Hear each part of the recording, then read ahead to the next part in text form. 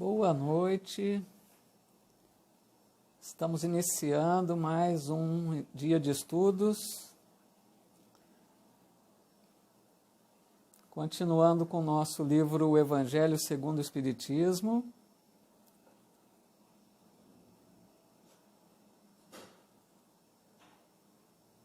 Estamos aqui hoje utilizando esse fone com microfone para ver se dá para reduzir um pouquinho o barulho dos cachorrinhos aqui de casa. Então, espero que vocês puderem me dar um retorno para falar se o som está bom, se está tudo bem assim.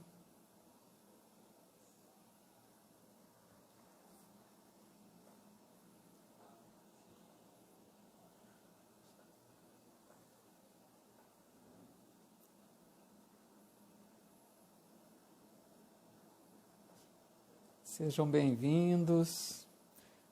Cláudia Almeida, boa noite. Bem-vinda, minha amiga. Elaine Zuff, tudo bem? Joaquim Bueno, nosso amigo, estudioso da doutrina também, né, Joaquim? Antônio Sérgio Beleze, nosso amigo da Casa Espírita. Que bom, Joaquim, obrigado pelo retorno. Então, vamos ver até se ajuda a reduzir um pouco o barulho dos cachorros aí, se ajuda até na voz também, melhor. Tony Sueli Pedrosa, bem-vindos, boa noite. Fernando Santos, olá, tudo bem? Zuleide Carvalho, nossa amiga. Olá, Bianca. Oi, Elaine Munhoz, também aqui conosco. Boa noite, bem-vinda, minha amiga. Pessoal, então vamos a Lourdes também, já entrando aí, a Zeine, nossa amiga. Que legal, muito bem-vindos. Agradeço muito a companhia de vocês. Muito bom estarmos aqui reunidos mais uma vez. Maria Tereza Santana também. Miguel Arruda, Rodrigues. Muito bom. Pessoal, então vamos, como sempre nós fazemos, primeiramente, buscarmos a sintonia com Deus, nosso Pai, com os bons espíritos, amigos, com Jesus, o nosso Mestre maior, rogando a Ele o amparo, o auxílio para mais esta noite de estudos, para que nós consigamos realmente estarmos reunidos em nome de Jesus. Porque Ele disse que onde estiverem duas ou mais pessoas reunidas em seu nome, Ele ali estaria. E essa colocação precisamos entender que não é reunidos fisicamente, né? Porque nem seria possível aqui nessa condição. Mas é reunidos em pensamentos, em sintonia, em elevação de pensamentos, procurando verdadeiramente assimilar o seu conteúdo, da sua mensagem, do seu ensino. Então, que Jesus nos abençoe, nos inspire, para que nós possamos aproveitar mais esta oportunidade, mais este capítulo do Evangelho, aprendermos um pouco mais, refletirmos um pouco mais sobre o ensino de Jesus que a doutrina espírita nos oferece com a orientação e a explicação sensata dos bons espíritos e de Allan Kardec. Em nome de Jesus, então, iniciamos a nossa atividade.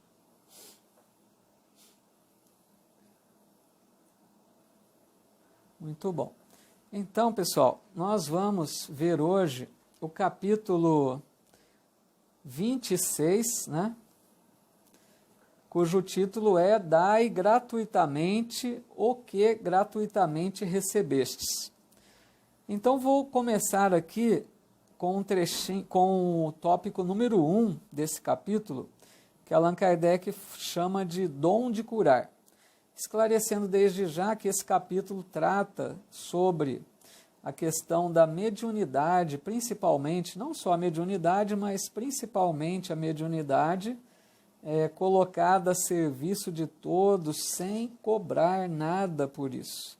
Então é isso que ele está dizendo, né? Dai gratuitamente o que gratuitamente recebeste. Vamos desenvolver esse raciocínio aí. Então, no tópico número 1, começa assim, um trechinho do Evangelho de Mateus. Restituí a saúde aos doentes, ressuscitai os mortos, curai os leprosos, expulsai os demônios, dai gratuitamente o que gratuitamente haveis recebido. Então, primeiramente, vamos analisar algumas dessas colocações aí, alguns termos, né, para não ficar dúvidas. Primeiramente, vamos analisar sobre ressuscitar os mortos, que está falado ali, né? Vamos lembrar do episódio de Lázaro, do Evangelho, quando Jesus é chamado para atender a Lázaro, que era seu amigo. E Lázaro, quando Jesus chega à sua casa, depois de um tempo, porque o transporte da época era, né, ele teve que ir a pé até a casa de Lázaro, a uma certa distância. Então, quando ele lá chega, as irmãs vão recebê-lo chorando, dizendo que Lázaro já estava morto, né? Então, para não desenvolver toda essa narrativa, para não ficar longo, vamos nos ater apenas a isso que nos interessa. Na verdade, Lázaro não estava morto, ele estava em estado de letargia. Por isso que Jesus diz, não, Lázaro dorme, né? É um estado que na época não era detectado, então muitas pessoas corriam esse risco de serem enterradas, né?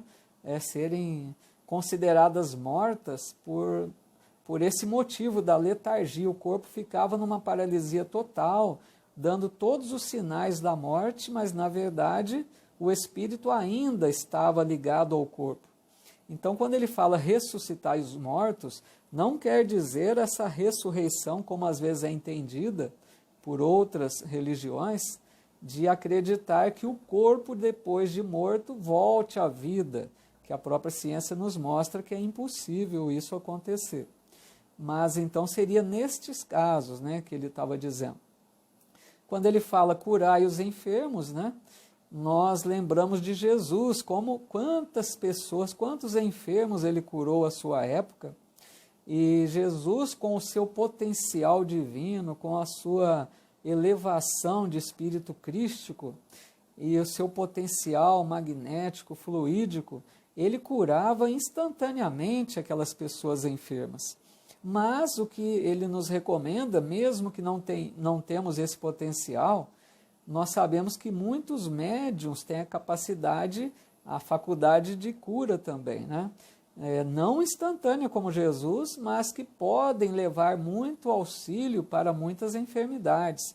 Então, é uma das formas também de aplicar, de colocar a sua mediunidade à disposição. Então, faculdade de cura também, né? Quando ele fala expulsar os demônios, que fique claro que demônios não existe no sentido de um ser voltado perpetuamente ao mal, mas são as almas dos homens que eram maus na terra e continuam maus na vida espiritual. Então são seres, né, que estão ainda voltados ao mal. Então naquela época a gente vê pelo Evangelho quantos episódios, quantas ocorrências que Jesus fazia a chamada expulsão, né, dos maus espíritos, não bem expulsão, mas que ele libertava as pessoas da influência desses maus espíritos. E Jesus, dada a sua autoridade moral, ele apenas ordenava aqueles espíritos que deixasse aquela pessoa e eles assim faziam imediatamente, respeitando a autoridade moral. Nós também, por nossa vez, não temos essa capacidade de Jesus, mas podemos também trabalhar nesse sentido de afastar as influências ruins, as obsessões, né? Então, o que existe em nosso meio espírita são as reuniões de desobsessão, onde os médiuns que ali trabalham ajudam para que a pessoa fique liberta daquele processo obsessivo, e que não acontece também instantaneamente, é lógico. Às vezes demanda algumas semanas, algum período, para que possa, né, convencer o obsessor a deixar aquela pessoa a qual ele persegue. Então, alguns esclarecimentos para a gente já iniciar aí a análise desse capítulo. Então, a gente percebe que é uma recomendação muito séria de Jesus, nos falando para que nós aproveitemos bem a faculdade mediúnica, principalmente.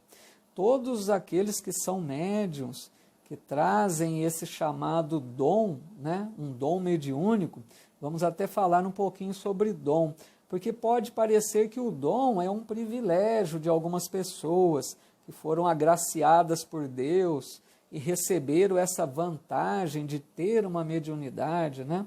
Então precisamos entender primeiro que a mediunidade é concedida a várias pessoas, como já vimos em capítulo anterior. Ela não é concedida por merecimento, porque tem pessoas que têm pouca elevação moral, pessoas que ainda estão presas ao mal, e essas pessoas têm também a faculdade mediúnica, né? Porque nós entendemos que é uma ferramenta que Deus concede para aquelas pessoas que precisam se reabilitar de um passado de erros. Então, não dizendo que o médium só tem que se reabilitar como qualquer um de nós, mas é uma faculdade, é uma ferramenta para que esse médium reconstrua o seu passado. Então, quando a gente fala em dom mediúnico, entendendo nesse sentido. Então, a pessoa recebe essa faculdade gratuitamente. Esse é o ponto. Então, que essa pessoa coloque essa faculdade à disposição de todos, aliviando, consolando, instruindo da melhor maneira possível, sem cobrar nada por isso. Então, vamos analisar alguns detalhes. Por exemplo, o médium curador, aquele médium que faz curas, né? Esse médium, ele na verdade consegue transmitir fluidos muito bons, fluidos salutares, que ajudam a restabelecer a saúde das pessoas enfermas. Então, esses fluidos que ele transmite não são dele, são dos bons espíritos que o assistem nessa tarefa. Então, mais um motivo, como ele vai cobrar por algo que nem é dele, né? Um detalhe a mais aí. E quando a gente fala em não cobrar pela mediunidade, não é apenas cobrar na forma de pagamento mesmo, né? Claro, em dinheiro, não é só isso, mas é não cobrar de forma alguma, porque às vezes um médium pode receber presentes, por exemplo. Então, o bom médium que está bem consciente dessa responsabilidade, nem presentes, nem aquele endeusamento que às vezes a pessoa faz para com o médium, querendo colocar numa posição superior, e às vezes o médium se sente envaidecido com todos aqueles elogios, com toda aquela pompa, com todo aquele destaque que as pessoas o colocam. Então, isso aí acaba sendo uma forma de recompensa para a sua tarefa. E o bom médium deveria evitar tudo isso. Tudo isso pode representar indiretamente uma forma de estar recebendo pela dedicação com a sua tarefa mediúnica. Lembrando, né, que a mediunidade é também um meio de propagação da fé. E Deus quer que a luz chegue para todos. Olha que interessante, porque com a mediunidade é possível que tenham médiuns em todas as partes do mundo, né? Não só no meio espírita. Os médiuns estão em qualquer religião ou até em meio àqueles que se dizem ateus também. A mediunidade não é privilégio da doutrina espírita. E com a mediunidade, se esse médium sabe aproveitar essa oportunidade que ele tem, ele pode ser um intermediário, então, para os bons espíritos, transmitindo mensagens, instruindo, orientando, consolando. Essa pessoa é mais um, né, a levar a mensagem, por isso que fala um meio de propagação da fé. Então, um outro ponto importante que Allan Kardec coloca é que o médium deveria consagrar à mediunidade apenas o seu tempo disponível e que a mediunidade jamais fosse uma forma de meio de subsistência, de ganhar a sua vida com ela. Porque vamos supor que uma pessoa alegue que não tenha tempo, porque o seu trabalho não lhe sobre tanto tempo, então não vai se exigir dele. Que ele ofereça a tarefa mediúnica o tempo que lhe sobre, cumprindo as suas obrigações do trabalho profissional.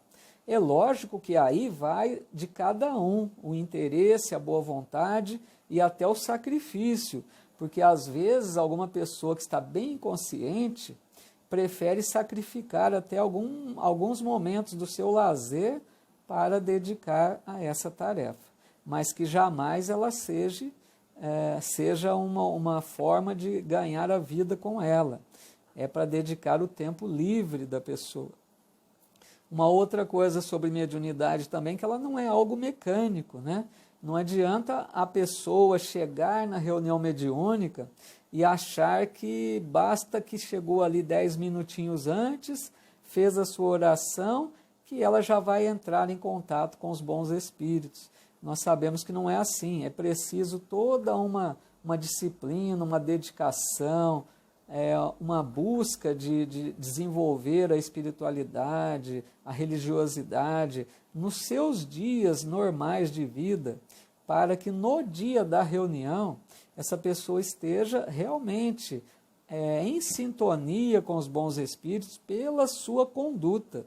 Por isso que realmente a mediunidade exige uma dedicação, e por isso que Emmanuel pediu a Chico apenas disciplina, né, que é essencial para essa tarefa.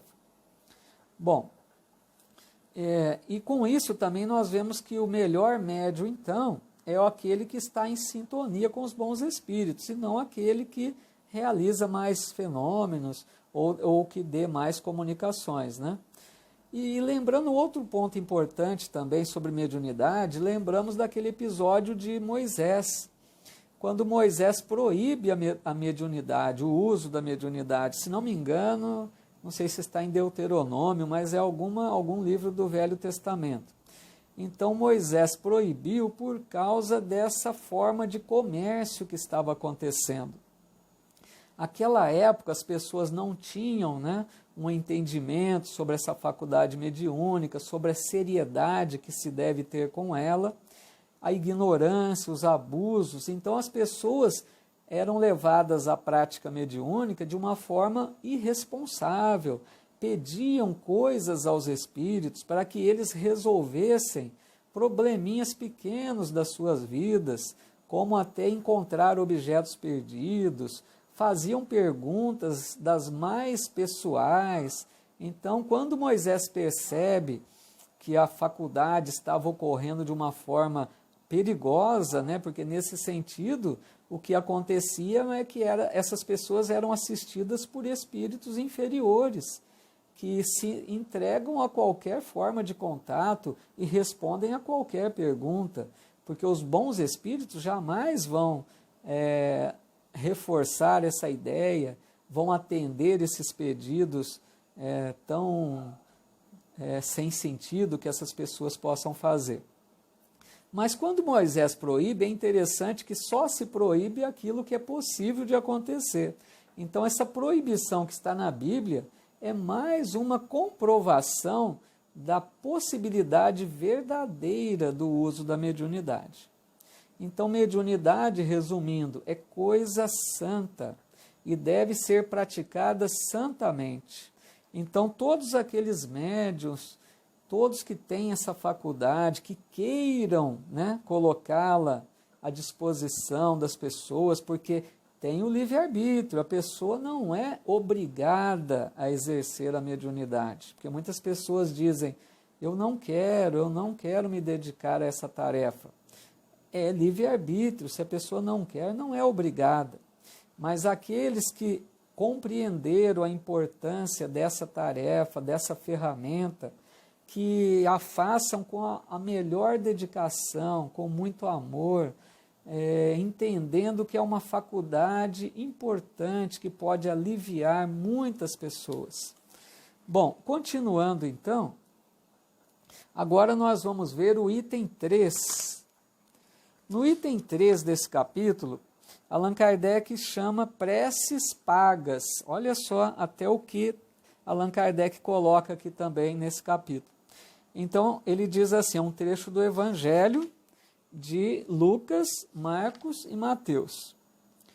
Disse em seguida a seus discípulos, diante de todo o povo que o escutava, precatai-vos dos escribas que se exibem a passear com longas túnicas, que gostam de ser saudados nas praças públicas e de ocupar os primeiros assentos nas sinagogas e os primeiros lugares nos festins, que a pretexto de extensas preces devoram as casas das viúvas. Essas pessoas receberão condenação mais rigorosa. Então, olha que trecho interessante, né, que Allan Kardec coloca sobre aquela situação da época, que creio que hoje, né, raramente vamos encontrar, que na época os escribas, que eram aqueles considerados doutores da lei, conheciam muito bem a lei de Moisés, ensinavam sobre as escrituras para as pessoas, né? Então, eles eram tidos como pessoas muito importantes, as pessoas pediam até que eles fizessem oração.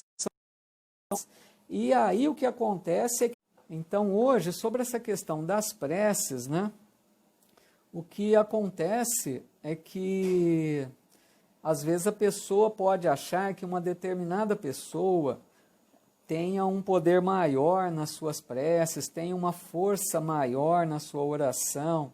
Então, essas pessoas podem se sentir muito mais influentes que outras. Então, isso aí acaba sendo um risco também da pessoa se sentir, se envaidecer, né? Achar que ela tem um poder maior na sua oração.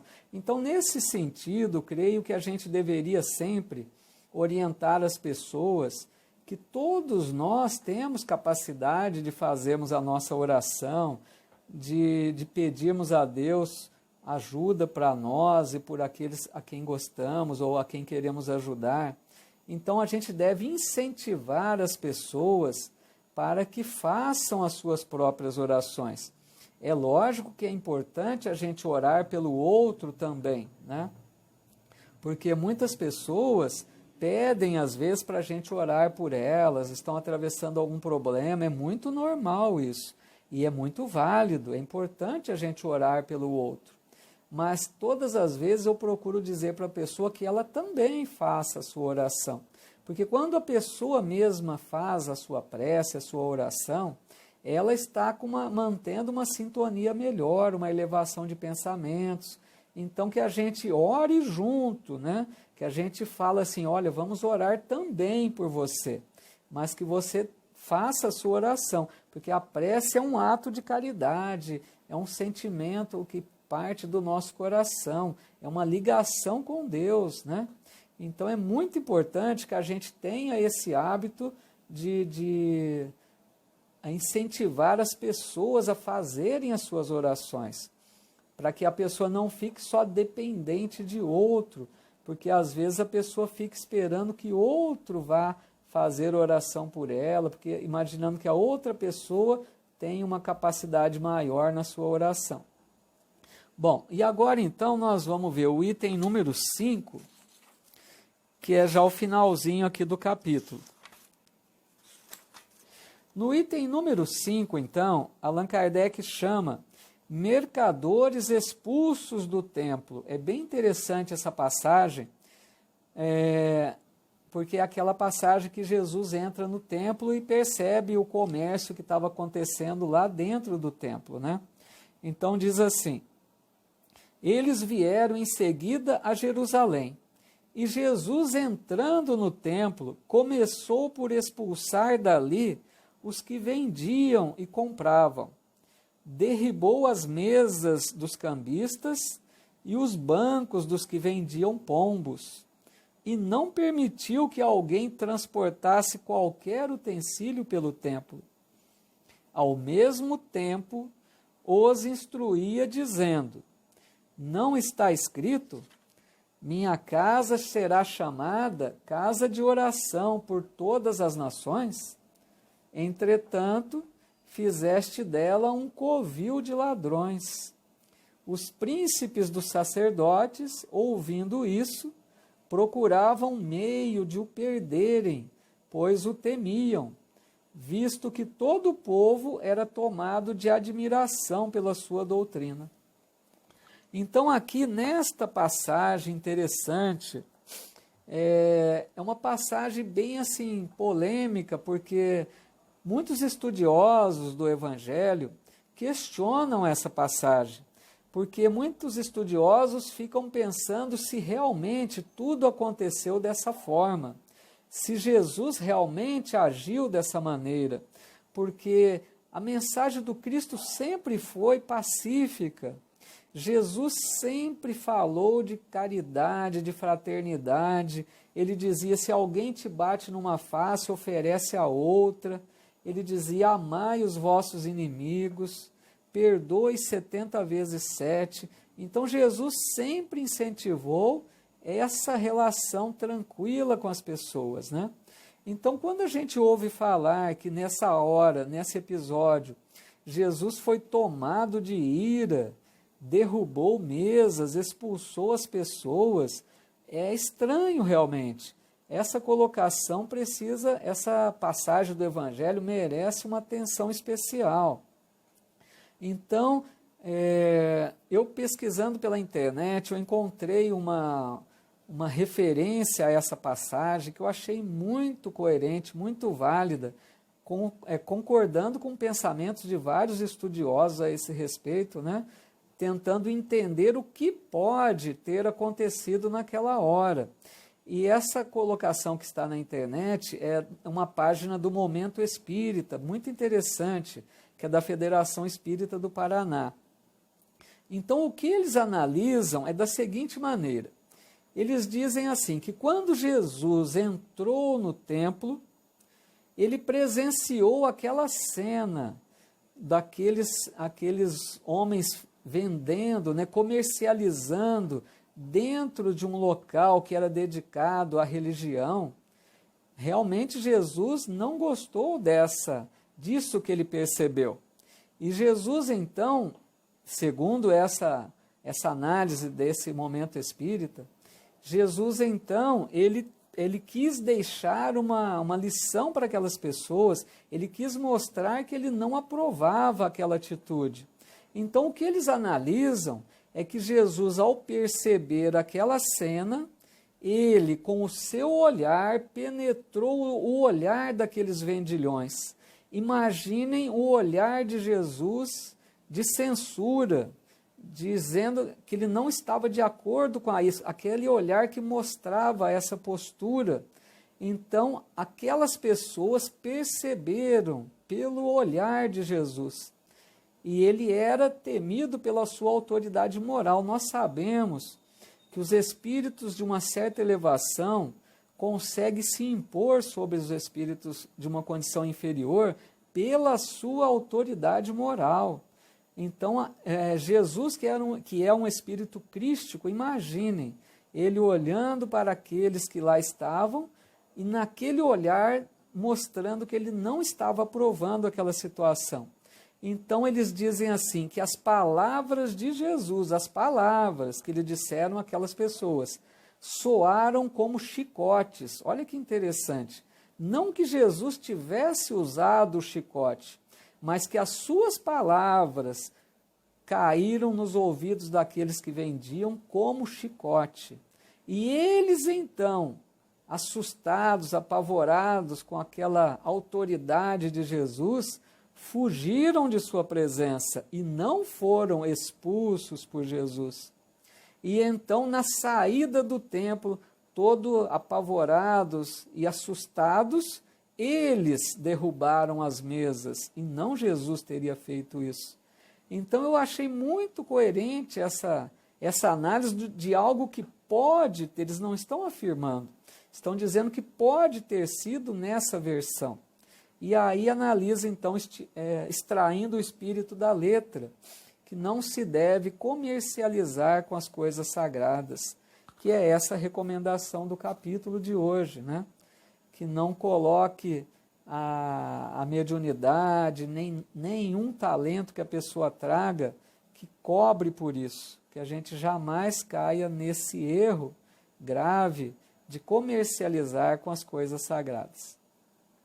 Bom, assim então, meus amigos, a gente vai concluindo o estudo de mais este capítulo. Na próxima semana, então, vamos estudar o penúltimo capítulo desse livro, capítulo 27, que é Pedi e Obtereis, tá bom? E daqui 15 dias, então, se Deus nos permitir, a gente encerra o estudo desse livro. E eu agradeço mais uma vez a companhia de vocês, os comentários sempre, o incentivo que nos oferece. Fico muito feliz com a presença de todos. Então convido vocês para nessa hora fazermos a nossa oração de agradecimento, como sempre fazemos, agradecendo a Deus, a Jesus, o nosso Mestre, por mais essa oportunidade que tivemos de comungarmos juntos desse ensino, dessa reflexão. É muito importante quando a gente faz em conjunto oração, estudo, que a gente mostra esse interesse pela mensagem do Cristo. Então vamos pedir a Jesus que nos abençoe nesta hora. Vamos acreditar que é possível nesse momento, cada um de nós em nossos lares, que nesta hora possamos sentir a presença dos mensageiros de Jesus. Vamos acreditar que esses bons amigos nos oferecem o seu auxílio e nesta hora eles nos transmitem suas boas energias, seus bons pensamentos. Esses amigos que semeiam a paz em nosso lar, que nos ajudam a todos, para que nós tenhamos coragem, fé, perseverança e consigamos manter a tranquilidade, mesmo diante desses momentos difíceis. Vamos sentir nesta hora essa presença amiga e dizer a Deus: muito obrigado, Pai, de amor e de bondade, por tanto que nos oferece em todos os instantes da nossa vida. Muito obrigado, Senhor, pelo nosso lar, pela nossa família, pelos amigos, por tantas bênçãos que nós temos em nossa vida e por essa doutrina que nos ilumina, que nos consola, que é muito importante na nossa vida. Ajuda-nos, Senhor, a termos sempre sabedoria para escolhermos o melhor para a nossa vida, que façamos boas escolhas, que não venhamos nos arrepender mais tarde. Ajuda-nos, Senhor, a mantermos-nos com fé, com esperança, sem desânimo, e seguindo à frente, realizando aquilo que nos cabe em nossa vida, pois cada um de nós tem uma tarefa, cada um de nós tem uma missão, simples que seja a nossa transformação moral, que seja a convivência com os familiares, mas cada um de nós tem uma tarefa, que possamos realizá-la da melhor maneira, com muito amor e com muita fé em Deus. Abençoa, Pai, a cada um de nós e muito obrigado, Senhor, por mais este momento em que estivemos reunidos em Teu santo nome. Que assim seja. Muito bom, então, meus amigos, apesar do contratempo aí da queda da internet, conseguimos recuperar dentro do possível e fico muito feliz de ver que vocês voltaram a acompanhar o interesse, a disposição, o carinho que tem sempre conosco. É muito bom isso. Então, assim, desejo a todos um bom final de semana. Até a próxima quinta-feira. Muita paz a todos. Fiquem com Deus. Um abraço, meus amigos.